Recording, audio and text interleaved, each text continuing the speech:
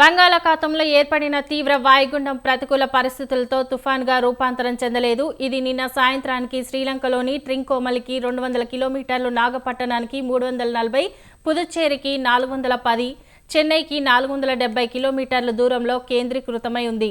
ఇవాళ ఉదయం వరకు తీవ్ర వాయుగుండంగా కొనసాగింది. సాయంత్రానికి వాయుగుండంగా బలహీనపడుతుందని భారత వాతావరణ శాఖ పేర్కొంది. వాయువ్య దిశగా కదులుతూ రేపు ఉదయానికల్లా పుదుచ్చేరి, తమిళనాడు మధ్యలో తీరం దాటవచ్చని తెలిపింది.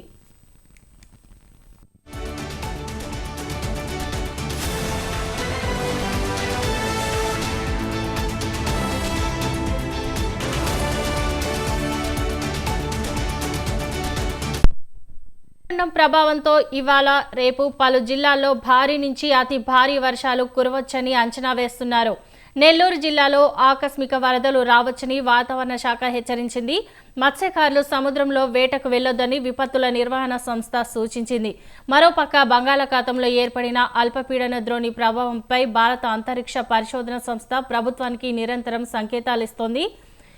EOS-06 ఇన్సాటిక్ 3DR ఉపగ్రహాలు ఫెంగల్ తుఫాను సమాచారాన్ని అందిస్తున్నాయి.